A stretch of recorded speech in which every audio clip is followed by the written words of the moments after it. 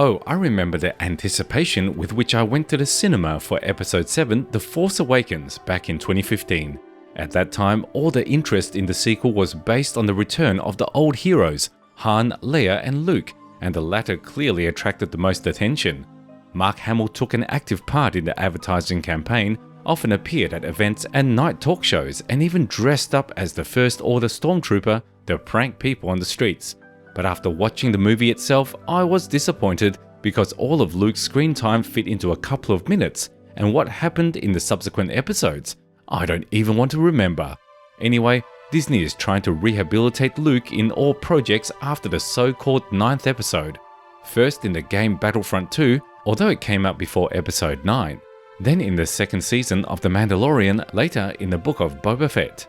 In all these projects, Luke appeared before us in a normal light, the way he should be, and not some old vagabond with the green milk. The same Mark Hamill was actively invited to the filming of the mentioned series. He showed his body double exactly how to act out all the scenes, and only when the actor, whose face was covered with a deep fake, began to embody the image of Skywalker on the set. One particular book has recently been republished, Luke Skywalker and the Shadows of Mindor, in which a young Jedi and his friends once again had the opportunity to challenge the dark side of the Force. And soon another book will be released, The Shadow of the Sith, which will tell about the events between the 6th and 7th episodes, about how Luke and Lando went to Exegol and met there, manifestations of the dark side and the hunter of the Sith, Ochi. I'm telling you all this so that you understand that Disney has begun to implement a plan to revive Skywalker that was trampled into the mud, and this is just great. Maybe they will even show events from the old canon, because the same Ahsoka shows us that Disney does not hesitate to use it when they want it. Now let's move on to the main news of today's video. With a very high probability, the Force ghost of Luke Skywalker will appear in the new 10th episode of Star Wars, which is officially called The New Jedi Order. This is the same movie about Rey. Lucasfilm's president Kathleen Kennedy mentioned this.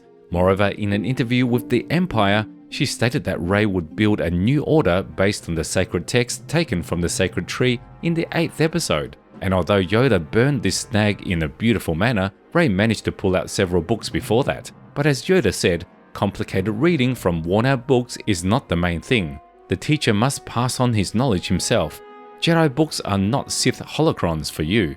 They will not be able to teach you something meaningful. Probably Luke's ghost will instruct Rey in such a difficult matter as the revival of an entire order. That's why I dedicated the first part of the video to the story about laundering redemption of Luke's reputation, because there are rumors that Disney will try to do the same in the 10th episode.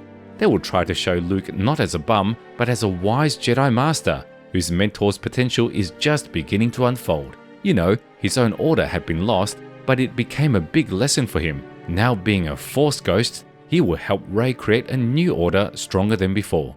All this tells us that the return of Star Wars to the big screens can become very, very loud. Initially, it seems to me that the New Jedi Order is just a solo album of Rey and her companions, but in fact there are a lot of interesting characters hidden in it, and this is logical. It would be strange if after such a long time, Star Wars would return to a low-class movie, although I am still very concerned about the candidacy of director Charmin Obaid. She is an absolute dilettante and has never made films of this scale. To be more precise, she basically did not shoot anything except documentaries about the infringement of people in Arab countries. Her only artistic project is the Miss Marvel series. Well, you know, right?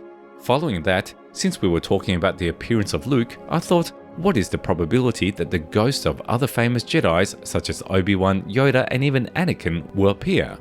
After all, they all looked at Luke in the 6th episode with a slight smile on their faces, and after that, no one except Yoda in the 8th episode ever appeared. Not in any project, not even in books. Are all these creative people at Lucasfilm really going to ignore such famous and important characters? Rey is building a new order according to the principles of the old one, so let Obi-Wan and Luke teach her. Anakin will give a couple of instructions to his son, and Yoda will get acquainted with the baby Grogu, or not the baby anymore. And the fate of Ahsoka and Cal Kestis is still unknown. What will become of them by that time, only the Force knows. You might say, so we heard Ahsoka's voice in the 9th episode, so she died. but I will ask you to forget this scene as a terrible dream. I'm sure that no one would dump Ahsoka down, especially now that she is becoming the engine of the plot. They'll justify themselves somehow. They'll say that Ahsoka talked to Rey through space and time. Actually, that's all. Write in the comments what you think about Luke's return and whether you want to see the rest of the Jedi Masters. Subscribe to the channel. Thank you all for watching. See you soon.